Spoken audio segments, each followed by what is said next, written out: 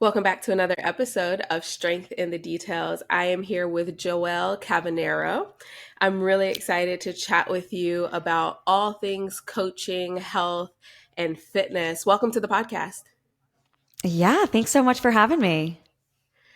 So, to give the audience some context for your expertise, tell us who you are, what's your background, and what's your experience in this space.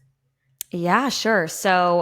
Without making that a 40-minute long response, the cliff notes I'll say are that my undergraduate degree is in health education and physical education. So I actually started as a health and PE teacher. And I went on to do a master's degree in exercise science. I actually applied and earned a graduate assistantship through my grad program. So when I finished undergrad, I held off on teaching right away, went into my master's program and was a GA in that master's program. So, kind of like teaching undergrad labs and working as a full time grad assistant while also doing grad school, doing my master's in exercise science. And so that was a grueling process. And I don't need to tell you about the grueling tendencies of school as a PhD yourself. But so background there is exercise science. I went on to then become a teacher in New York City schools, taught high school health and PE. Along with things like sports medicine and some other like intro to exercise science classes at the school that I worked with, which was really cool. On the side of that, I was coaching. I first started as an in-person personal trainer. And then when I went back away to college, I was like, how can I keep working with these clients, but like be in Pennsylvania? And I'm from New York, right? So I'm like, I wonder if I could just start like writing their workout programs and emailing them to them. Like online coaching wasn't really a thing yet. It just kind of like accidentally happened where you're like, oh, I'll send someone some recipes and I'll send them their workouts via email. And it soon became what we kind of now know as online coaching. So I ran this, online coaching business or what became an online coaching business on the side of college and on the side of teaching. And it continued to grow and grow. And in 2019, I decided to leave teaching and take coaching full time. And then a few months later, the world shut down with COVID craziness, and I continued to just go full speed ahead in the coaching realm in the online coaching space. And the business continued to grow, luckily. And so from there, we continued to hire out coaches.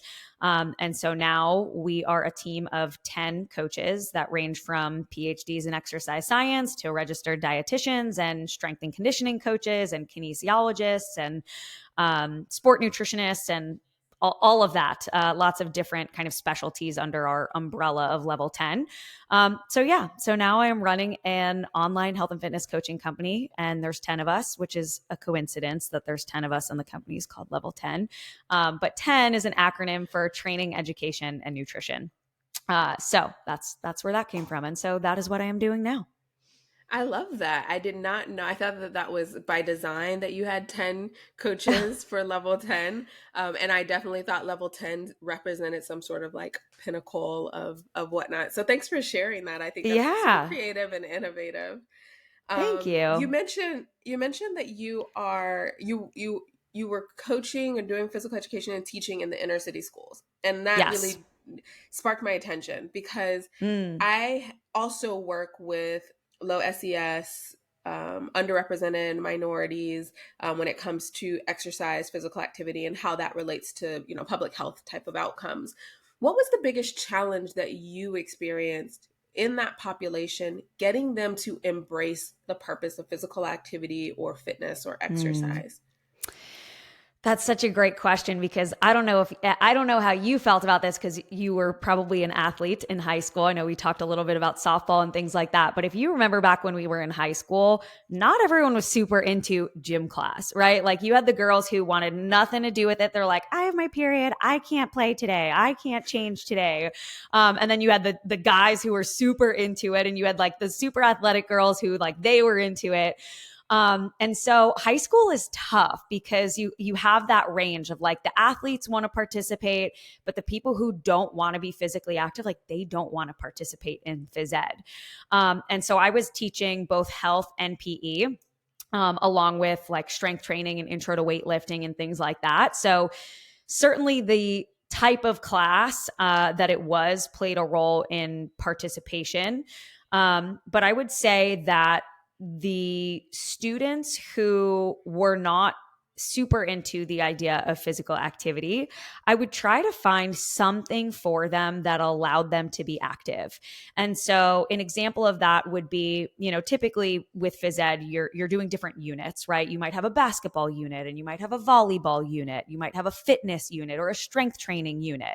And so what I found was that certain kids were more prone to enjoying some sort of particular unit than others. And so the kid who sat out the entire basketball unit, they might have actually been kind of intrigued by the volleyball unit, or they might have actually been kind of intrigued by the badminton unit or the strength training unit. And so what I really tried to do was expose these kids to a wide variety of different types of activity to kind of gauge what felt good for people and where maybe some of their interests would lie.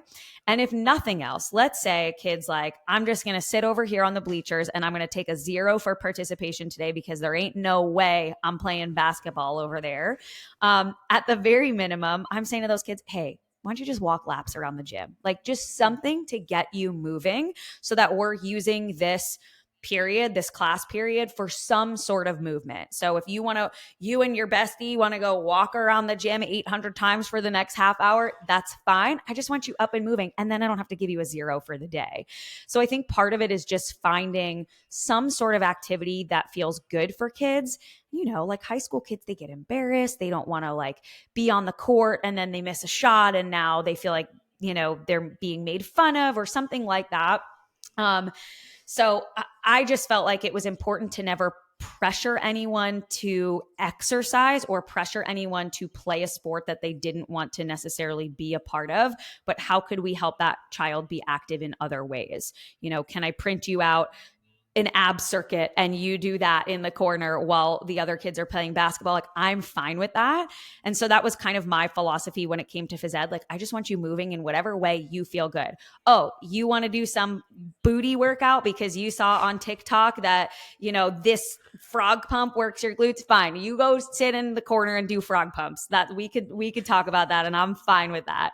But I just want these kids moving. And that I feel like is was the biggest thing for me. It's just, let's get you moving in a way that feels good in some capacity. So not very much different than how we approach Than adults. health behavior change. Let's find Yeah. something that, feels good, is accessible for you, fits into your lifestyle. I have this framework where, I try to get clients to understand that training is not separate from who they are. Like training isn't separate Yes. from what you do on a daily basis. And so getting them to, integrate training within their lifestyle, within the context of what they have access to, their resources, etc. Sounds very similar to what you were doing as a phys ed teacher for high school kids. And I think that lends itself to this idea of, health behavior change, Mm. while, there are lots of different um, concepts and individual differences. Theoretically, health behavior change isn't very different from, that population to the adult population. And we often hear the term evidence-based when we talk about health behavior change and things like that. What does this term mean for coaching strength sports and athletes? What does evidence-based mean? Yeah. So I'm glad you brought this up because as time goes on, the more I'm like, are people now just saying evidence based because they think it makes them sound more official? Like there was a time where I felt like evidence based held more power. And now it's not that it doesn't hold some sort of power or like rank, but I felt like years and years ago, it was a differentiator. And now it's so hard, I actually feel like, to use that phrase. And I know it's in my own Instagram bio, and I'll probably take it out soon. But I feel like it's harder to use that phrase now because you have people, I won't name names, but we have people, right, on, let's say, Instagram, who cite research all the time and call their claims evidence based when really they're like cherry picking shoddy data. And so I feel like evidence-based has almost become this like buzzword. And I hate that because I used to feel like it was something that like you have higher education in exercise science. I have higher education in exercise science. And to me, evidence-based meant like I know how to read and interpret data and apply that data to the general population if applicable, and knowing the difference between like what's optimal and what's practical. And now I just feel like it's not a term that feels as accurate because we have so many people using evidence-based and citing research that uh, to make themselves kind of seem more official or like they, you know, I think there's so much confirmation bias is really what I'm getting at, I think. And people are starting to just use research and evidence based to confirm their biases. And now I'm feeling like not as great about using that term. So that being said, what I can say about my own usage of the term evidence based is being able, one, to look at things like meta analysis or, systematic reviews and look at some of those. If we look at kind of the hierarchy of scientific evidence, the strongest, that the tippy top of that pyramid, right, is something like a meta analysis or a systematic review.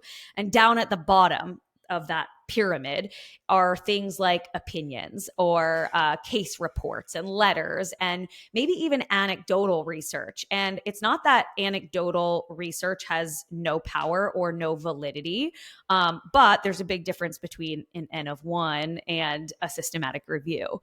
And so, I think when it comes to being evidence based, something that I've actually changed my stance on, I think, as a coach throughout the years is, and I'm curious if you have dealt with this same thing, especially doing your PhD.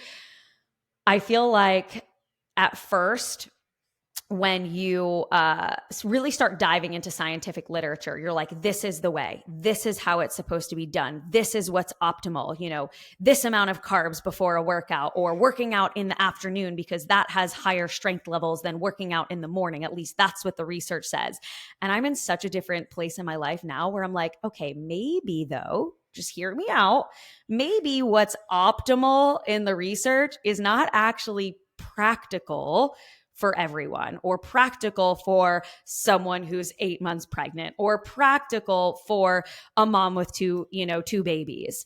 And so evidence-based for me means that we are taking into account what science says and what research looks like. But it also means that we are still able to customize things for that specific person that we're talking about when it comes to their training protocols or their nutrition protocols. Because if the science, quote unquote, says something, but it is not applicable to that person or not relevant for their current chapter of life, then that evidence doesn't really work for that person. And so I think that we have to be able to bridge the gap between evidence-based and individuality. Yeah, and you hit it spot on. Some of my previous experiences actually had me change my language, even on my website, from evidence based to evidence supported. Meaning, we Mm, have this idea that like everything that I'm going to do and recommend is going to be grounded in evidence, but there's there's these individual differences that are so yeah. important to being able to sustain any type of behavior change. One specific example that I have is that I coach athletes, and peaking to competition, there's evidence that shows what that periodization scheme should look like leading up to Mm-hmm. a competition. But I had an athlete who just did not respond to that. That's just not how his physiologically, he just didn't respond.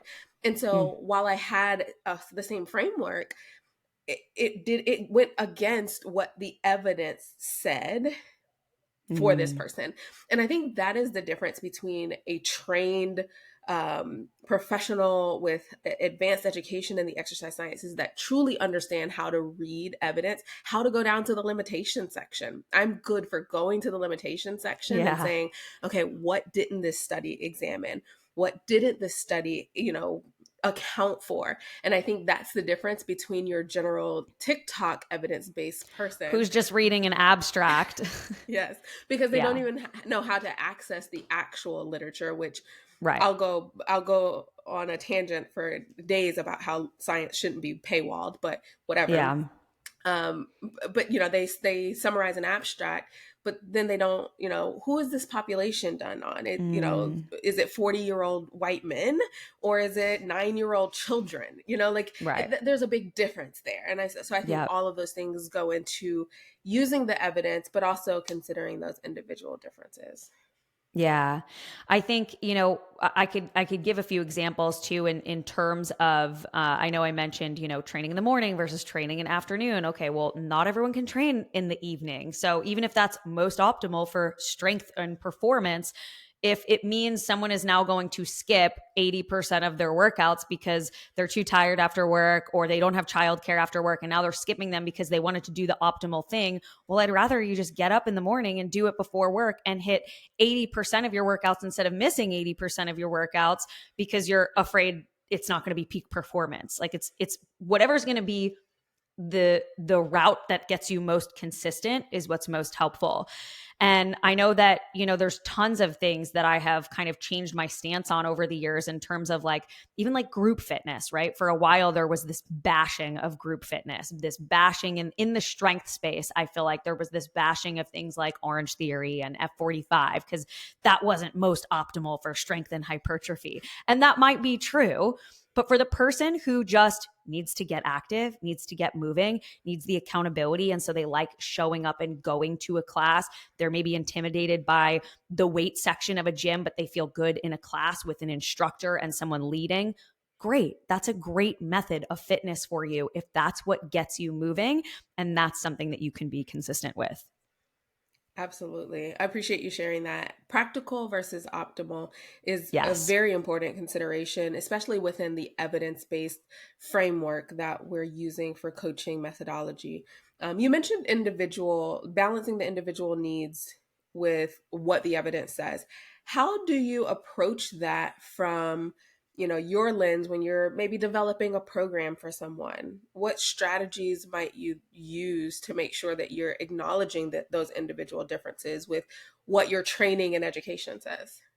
Yeah, I think it's definitely, you have to go in with an open mind about things being person dependent, right? So, kind of like that athlete that you mentioned, where like, okay, this is what research says I should do, but my client or my, athlete isn't responding in this way. So, I need to pivot and adjust. So, I think it's almost like we start out trying to do the optimal thing.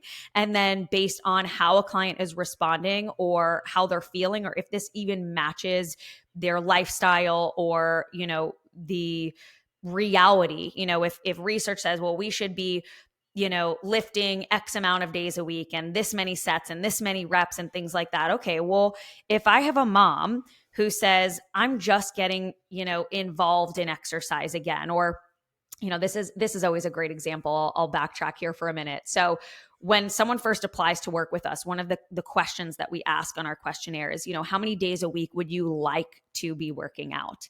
And a lot of times people apply and they'll answer this question and be like, 5, 6 days a week. Like, I want to hit the ground running. My motivation's at an all-time high. Give me 6 lifts a week, 4 cardio sessions, and, sign me up for 2 spin classes a week too, and a yoga session. And I'm like, or we're not doing any of that. And then you ask like, well, how many sessions are you getting in right now? And it's like an average of 1.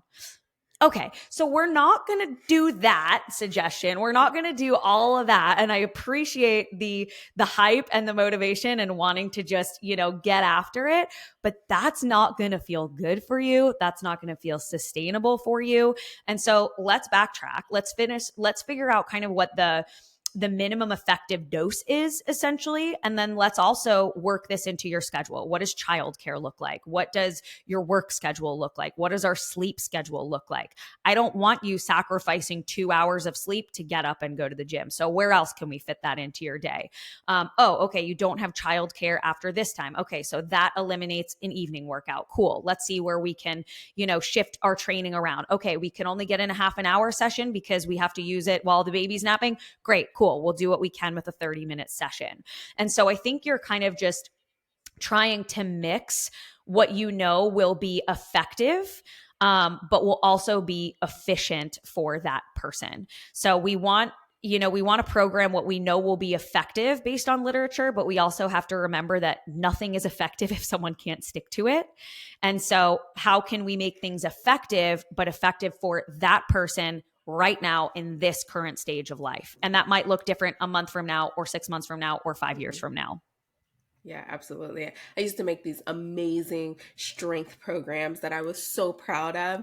And then I realized that it does not matter how amazing that program is if the client is not actually doing it.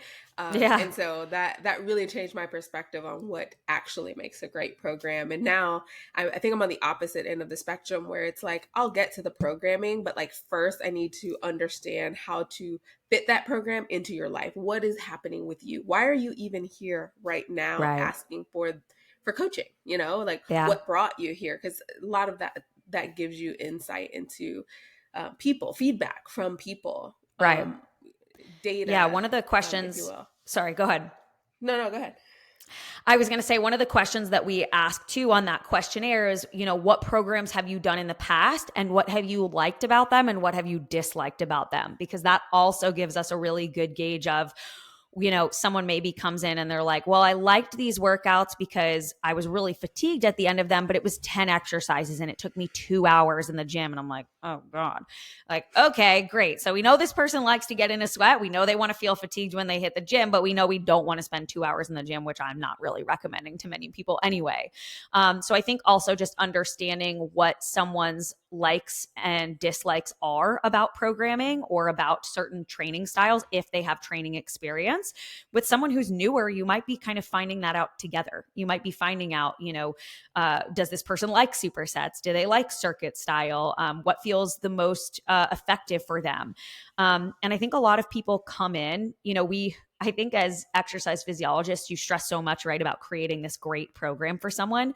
Most people who have never followed an effective training program at all, they come in and they just start getting consistent with like their 3 lifts a week or their 4 lifts a week. And they're seeing great progress in strength and performance, even though the training program might not really be anything special, so to speak, but they're finally just consistent with an effective program. And so now they're seeing the progress just from sticking to a program.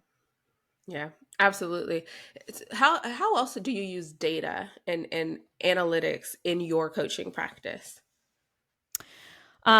So do you mean like published data or do you mean like client data? Because then I have Client two different data. responses. Okay, cool. So something that we do over at level 10 is we do try to track as much data as we can without driving the client nuts, at least. Not everyone loves to track every bowel movement that they have and things like that, but we do ask clients to track a good bit of data for us from both a training and nutrition and biofeedback standpoint. So with their training, we have access to be able to view their training logs, right? If they're logging them digitally in our coaching portal. And so we're prescribing sets and reps and RIR and RPE, and then they are, filling in, what was last set RPE? How many reps did we do? What was this weight? And so each week when we're doing client check-ins, we're able to kind of review how things are going with their training, as well as things like, did we have any pain with any specific exercises? Are we having trouble progressing through any specific exercises, like a shoulder press? We all know that is like the worst thing ever to progress on. But at least for females, I don't know, man. Don't you feel like you're just shoulder pressing the same thing for like 10 years? Forever, forever, forever. Yeah. So anyway, we're kind of looking at, where are those sticking points? Are we having any pain? Do we have any injuries that we need to address? But we're also looking at other aspects of data in terms of body composition. So scale weight is not the only thing that we're looking at. Maybe we're looking at circumference measurements. Some clients have access to DEXA scans or in-body scans, which we could talk about BIA a whole other time. But, some clients have access to metrics like that and are looking at, specific body comp metrics or bone density metrics. And so it's fun to see as a coach, when you do have kind of starting numbers, it's cool to see how things progress throughout a coaching experience, or when someone finishes, how much strength have we gained? How have our measurements changed? How has our, even things like menstrual health. Maybe someone comes in with really symptomatic periods, a lot of cramping or a lot of breast tenderness or things like that. And what maybe we start adding more fiber, we start adding more nutrient density, we start adding more activity, and we might actually see an improvement in menstrual symptoms. So we're tracking a good bit of data in that sense. We're looking at things like stress levels. We're looking at things like recovery. We're looking at things like hunger cues and satiety cues, menstrual health, digestive health. Are we having bloating symptoms? Are we having reflux symptoms? Different things that we can kind of look at in terms of taking a peek under the hood to see if there are some things beyond just a workout program and some macros that we need to address, because we know that macros and training are not the only pieces of the puzzle. We're also tracking, sleep data as well as nutrient data. How are we doing on fiber? How are we doing on water? Are we tracking steps? So I think that data usage or data collection in the client setting is really, really helpful, but only if you're going to do something with that data. And that's something that I've talked to coaches about in the past, because if you're asking something, let's say in a check-in, and you're asking a client to track a certain metric or variable, and then you're not really addressing it or you're not doing anything with that data point, then what is the point? What is the point of asking them to track that metric? So I think it's important to track a variety of different variables, but only if you know what to do with those numbers and those variables. And I would imagine that a lot of the tracking would be up to whatever the client's actual goal Oh is. yeah, for sure, Yeah. for sure. So we're obviously not asking every client about their period. And for, another example is not every client tracks macros. We have some clients at level 10 that do track carbs, protein, fiber, fats, calories, and we have other clients who want nothing to do with tracking. And so that's not something that they're forced into doing. It is very much dependent on the chapter of life that client is in, as well as their relationship with food, their relationship with exercise. If someone has like a prior disordered eating history, like we're not going to, throw them into macro tracking or something like that. So yeah, it's really client dependent, individual, and ultimately, like our goal, and I'm sure you function this way as well. Like our goal is to meet you where you're at. Right. We're not Right. saying, hey, I'm here. This is how I coach. So you got to meet me here. It's like, oh, okay, cool. You're here. That's where I'm going to meet you. And we're going to work our way up together based on what feels good for you. So I think that's something that a lot of coaches in general just need to keep in mind, is like meeting the client where they're at instead of the other way around. Yeah. Thank you for sharing that. One of the other things that I'm seeing a lot is that there's an abundance of information, and sometimes that information changes. In the science Mm, community, we do research to learn new things, right? And as the knowledge base grows, sometimes it evolves, sometimes it changes. So how do you handle situations where the evidence changes and that kind of yeah. creates a sticky point for clients in a coaching session? Yeah. So I would say as a professional in the industry and as a coach in the industry, you have to be willing to say, well, this is something I used to say, and I don't believe this anymore. I think that there is a lot of power in being able to admit fault, or even just say, like, it's not necessarily that anyone was at fault. It's that this is what I used to think based on the knowledge that I had at the time. And now we have more research and I've learned differently and I've changed my stance on this for that reason. There's been a few things that have come out over the years to be like, I know that it probably, if you scroll back on my Instagram to like 8 years ago, I was preaching this. Yeah, I don't think that anymore. I've learned more since then and I know better now. And so I think that being able to almost like admit that is really helpful, and is actually really professional. I think the more so sticking point is when we have new research and new evidence, and the people who were preaching the same, now let's say disproven research, are doubling down. And so I think that then becomes problematic. Like, I want to see professionals come forward and say, actually, we have better data now and this is what we're seeing now, as opposed to doubling down and being like, yeah, I know that there's data on that, but I'm still standing firm in this. um yeah, so I think it probably depends on what actually we're talking about in terms of changed stance on something. I know, from the nutrition side of things, a prime example would be that reverse dieting for a long time was like this big hot ticket. It's going to speed up your metabolism and you could just eat as much as you want and lose all this weight, was a really big thing in the nutrition sense. And admittedly, 10 years ago, when things like reverse dieting were starting to get talked about a little more, I was like, is this it? Is this the secret, the trick to increasing my metabolism? And, is this the key to my, metabolic health and building muscle and losing fat and all these right ideal things? And over time, now we have started to see some more research come out about intermittent fasting, that too, but about reverse dieting and what's actually happening with metabolic health, and that the things that are getting reversed really from a health standpoint are really more so because of weight regain. And that, we can't be promising weight loss with a reverse diet. That doesn't even make sense, that when we are increasing calories, we're dropping pounds and pounds of body fat. And that really a lot of this comes down to like inaccurate reporting, by the client who's coming in. And so I think that that's even an example for my own self of, the way that I used to coach people maybe many, many years ago, was, is different than it is now. Mm-hmm.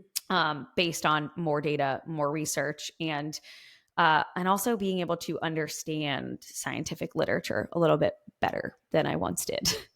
Yeah, yeah, absolutely. And I think the transparency is useful for the client as well. Like that, just admitting like, hey, this isn't, I wasn't, I wasn't coaching you incorrectly based on like, what I Right. knew, but what I know now is Is different better. and it's better. And that's why we're doing these different things. Because sometimes that could come off as, less than you don't know what you're talking about for some Yeah. clients. And I've experienced this in the athletic world more so than like the research and education side of things or personal clients.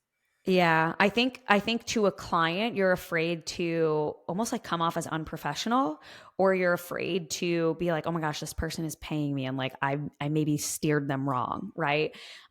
Whereas if you actually think about it, I'm sure that client would be much more grateful that then you pivot and adjust based on what you know now, as opposed to continuing to lead them down the wrong path because you're too afraid to admit fault or you're feeling embarrassed about it. I guarantee that most clients would much, much rather you admit fault and pivot, and adjust what you're doing, instead of continuing and now knowingly leading them down a maybe wrongful path. Yeah. Do you have any examples from like the training realm, periodization, or any type of coaching methodology that you feel has kind of pivoted or shifted in your own business model or coaching practices? Hmm. That's a great question. I think I used to, I think as always, it depends on the client, but I think I used to be in this search, right, for the most optimal and most ideal program. What was the best way to, manage macrocycles and mesocycles and microcycles and periodization and deloads, and stressing about the perfect deload, and do I need a deload, and or does the client need a deload? And I feel like for a while I got very caught up in trying to find the perfect strategies. Was it 5-3-1 if someone wanted to build strength? Was that the thing that someone should do? What if someone wants to go the power building route, and like what strategy should be taken for that? And I think I stressed for a really long time about finding perfect programs and realizing that there's really a lot of ways to skin a cat, and um there's not a lot you can do. Well, maybe I'll take that back. I was going to say there's not a lot you could do wrong. There's a few things you could do wrong, but my point is there's a lot of different ways to do something right is really what I'm getting at. And so Okay.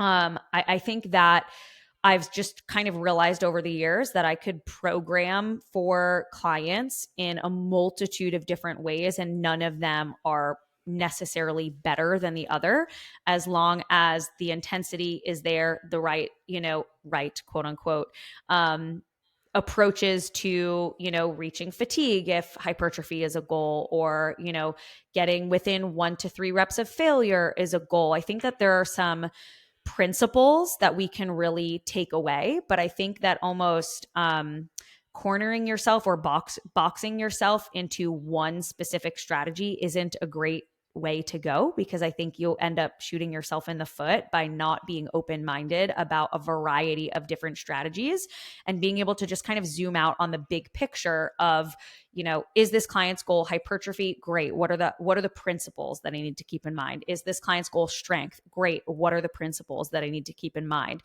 Instead of necessarily trying to find or build the perfect program, more so focusing on the strategies and principles that will help that client succeed. Yeah, absolutely.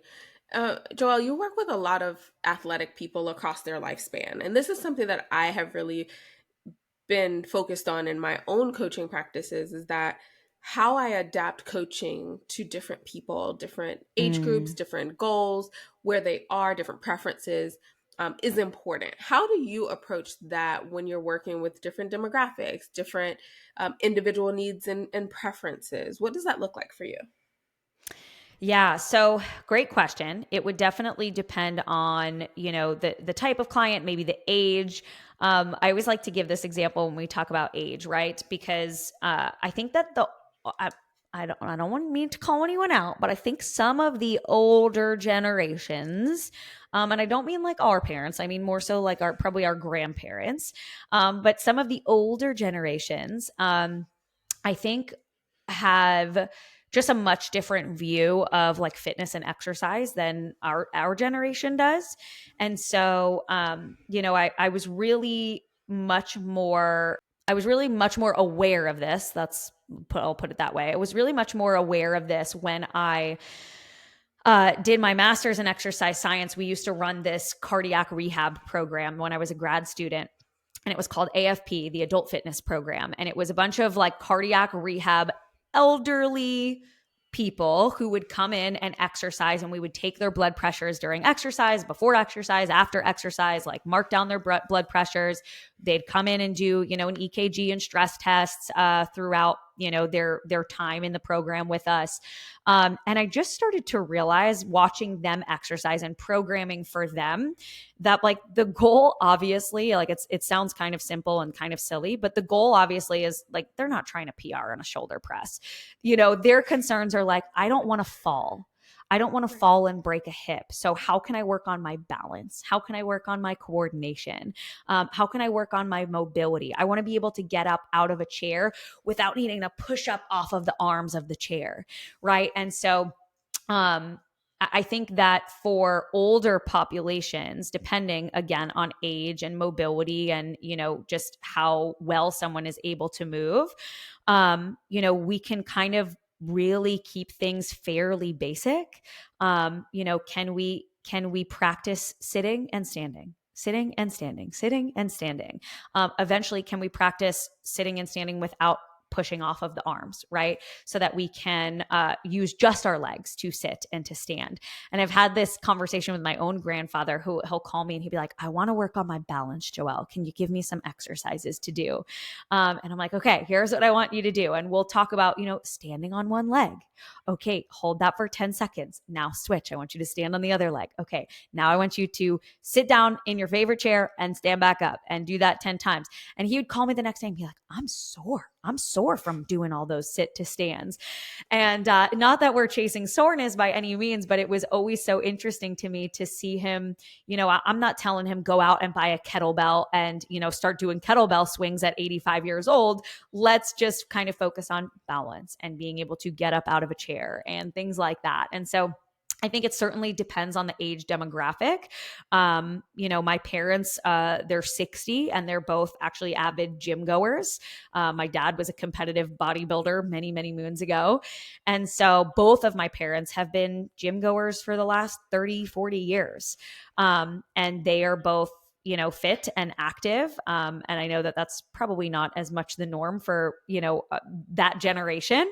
But I think it just really depends on the age and what also the person is willing and able to do.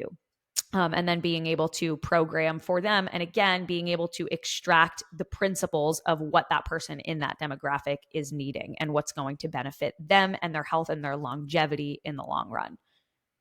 Yeah. And as they transition through these seasons, we'll call them, as we move from season to season. I know this is something that I struggled with in the beginning, moving to a new season. How do you Mm, help individuals embrace that from a mental or psychological standpoint when they feel like I can't do what I used to do in my previous yeah. season? I see that a lot. I see that a lot with people who either played sports in college. I'm sure you've noticed this too, and I also see it with moms who are in this new chapter who are like, I've lost so much strength, or I was so active before pregnancy, or before I had my babies, I was so active in sport, and now I had four babies and I haven't played a sport, and I'd really love to get back to that. And then they start getting into their exercise routine and they're like, man, I'm so much weaker than I used to be. And I'm so bummed. And then there's almost this like guilt spiral and shame spiral because they feel like, I let myself go, or now I can't do what I used to be able to do. And it's so hard. We always tell people like, don't compare yourself to other people, but I think people actually have a harder time not comparing themselves to just a previous version of themselves. That seems so much harder, because it's almost like once you've done something before, you're capable of it. And so when you feel really far from that, you're like, man, what happened? And it's so hard to let that go. Something that we do with our clients is really try to instill that, yes, because you have done something before, we know that you are capable of it, but that doesn't mean that version of you needs to exist in this chapter of life. Mhm. And so, the version of Joelle that was pre-kids and pre-marriage and a college kid who had no house and no mortgage and no bills, who could just like spend 3 hours at the gym because she wanted to, like, that Joelle was living such a different life than the Joelle now, who is a mom and has two babies and has two businesses and has stressors and financial means to take care of and things like that. And so I think it's very easy to get caught up in the previous versions of ourselves, but I really try to let people know like that version of you isn't here, and it's okay that version of you once existed and you can be inspired by that previous version of you, but that doesn't mean that version of you is realistic for this part of life. It is not realistic for me to hit the gym 6 days a week anymore, nor do I want to be honest. It's not realistic for me to spend 2 hours in the gym anymore, nor do I want to at this point in my life. So I think it's recognizing that, just because a previous version of you accomplished something, doesn't mean that we have to have that same drive or that same desire or that same outcome in this chapter of life. And so we really want to try to figure out behaviors and habits that are going to be sustainable for this chapter.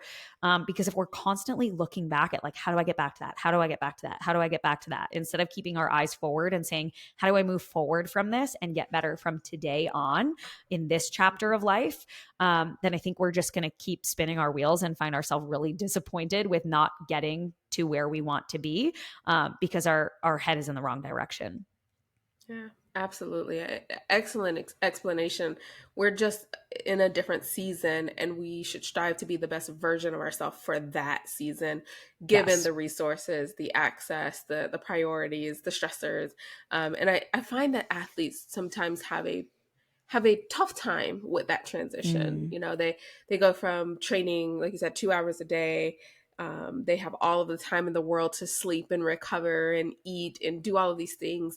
And then as life transitions, and whether that be, I deal with a lot of like youth to junior to senior athletes. So that junior, where you're, young, you're in college, you don't really have any responsibilities, and maybe mm, you are very successful as a junior athlete, and then you transition to more of that senior athlete, and now you have a, a, a full-time job. Well, working 9 to 5 and then expecting your body to do the same thing that you were doing when you yeah. could sleep and eat all day is Yep. unrealistic. And sometimes Yeah. I feel that I find that athletes kind of withdraw, At least that's Mhm. what we're seeing in sport. And so that's always a tough transition. Yeah, we get a lot of applications, I feel like, at level 10 from people who were college athletes at one point who, as a college athlete, you have a very regimented schedule, right? Like you have study hall at this time, you have practice at this time, you have lift at this time, you have a 2 a day, you have game day on this time. Like you have such a structured schedule. And then I think a lot of college athletes, they graduate and let's say they don't continue on, in sport. Beyond that, they then go out into quote unquote the real world, and they almost like need a break from it.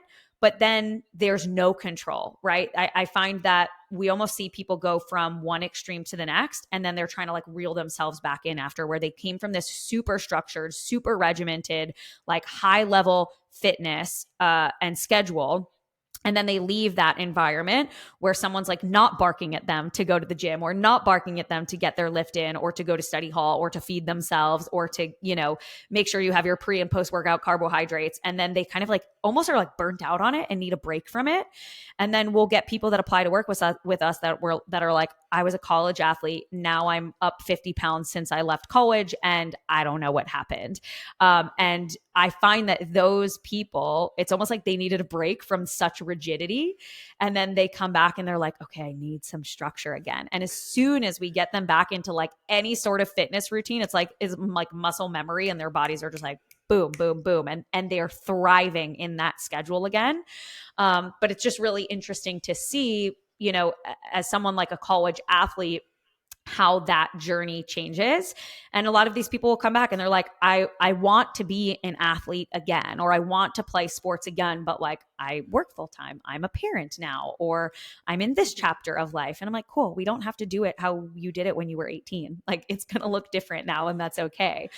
There are other ways that we can exercise and feel like an athlete and be an athlete, without feeling like, we're 20 and consuming a diet of like hot dogs and potato chips before practice. Yeah, we could do that a little bit differently this time. Yeah, I did an exercise with a client. This has probably been about a year now, but I asked her. I said, "Can you list all of the things that you did at 18 that you'd like to be able to do again?" And the list was so short.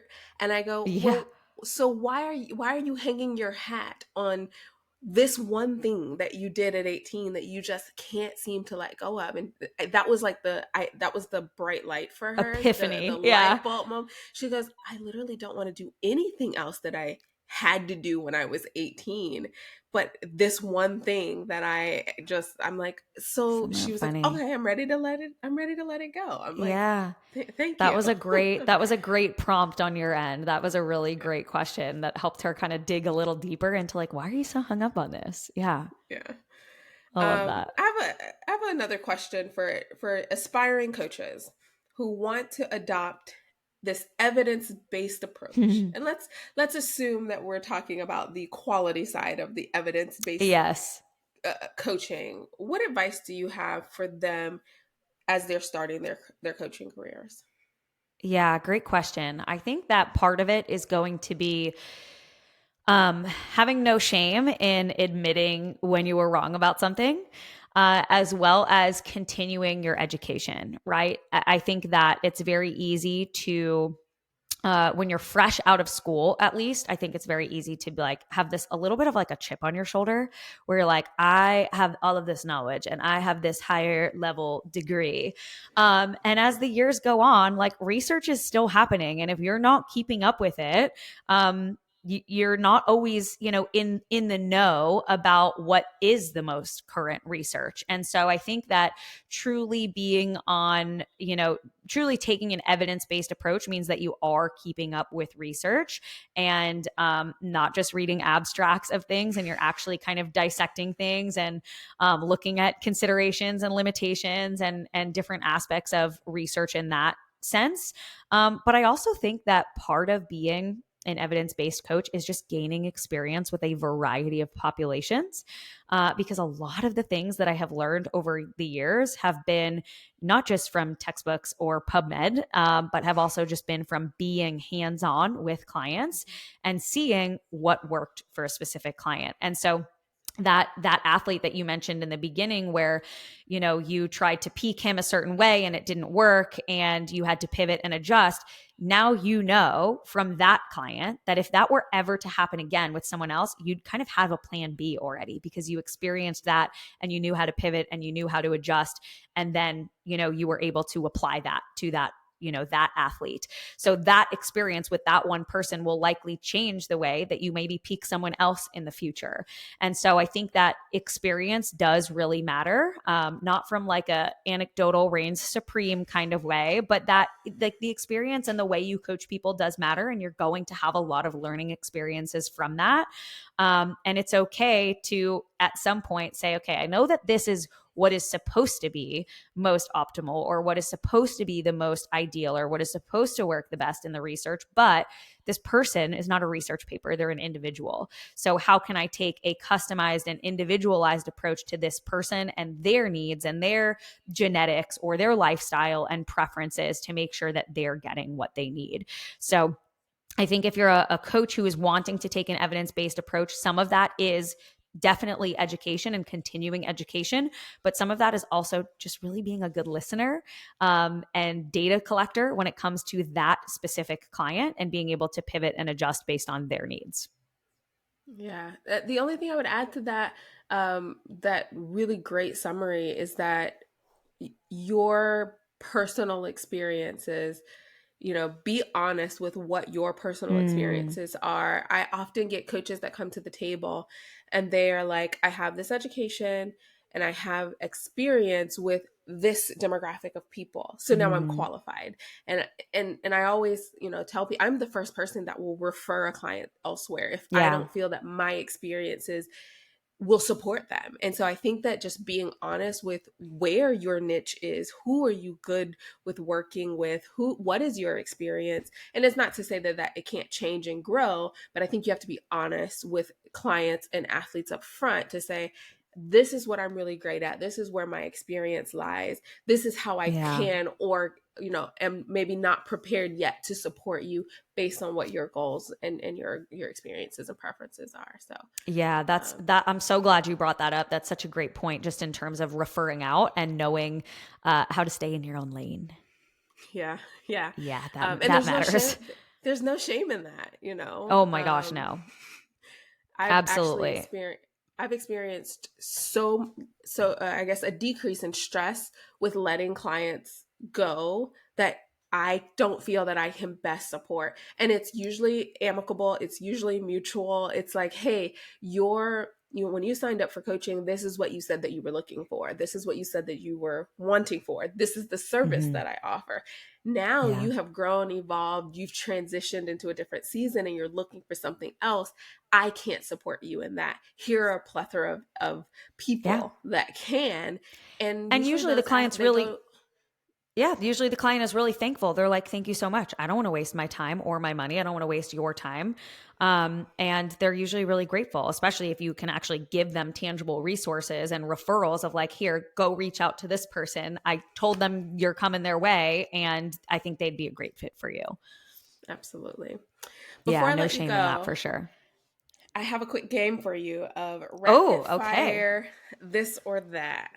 Are you ready for it? Oh, I'm ready. All right. Fitness, lifestyle, whatever base. Here we go. Okay. Squats or deadlifts? Deadlifts, Running or biking? biking, Kettlebells or dumbbells? dumbbells, Hmm, I didn't think that. Volume or strength? volume. I'm a volume junkie. It's bad. It's bad. Music or podcast? Podcast, Okay. Morning or evening training session? morning, Okay. Good book or a good movie? good movie. Okay. Cook at home or eat out? Eat out. Most people don't expect that one as a health coach, but I'm down for a dinner out. I did not expect that. Last one, beach or mountains? Oh, that is such a tough one for me because I truly love both. Um, Beach for vacation, mountains for just like peacefulness. Like something just like Then, brings me, something feels like home to me about mountains. And I live in New York, so there ain't no mountains here really, not on Long Island at least. But I'm surrounded by beaches, so I'm gonna say I'll gravitate toward mountains. okay, okay, fair enough. Yeah, yeah. Well, this podcast, Strength in the Details, is all about going beyond the reps and getting to the gritty details of what really makes strength athletes and programming and this whole journey for fitness work. So what is your one strength in the detail? What is the takeaway that you want listeners to gain from this episode? I would say if there's one takeaway that I want people to gain, it's that practical will beat optimal in terms of consistency every single time. And that if you're looking to succeed in your strength or your fitness in any capacity, consistency is going to reign supreme above any piece of scientific literature. And so even if, you have something that says, this practice is the most ideal or the most optimal, if it doesn't work for you and your lifestyle, then it doesn't matter. So I think just honoring that what's practical for you in this chapter of life is what is most optimal. Awesome. Thank you so much, Joelle. It was a pleasure. Yeah, thank you so much for having me.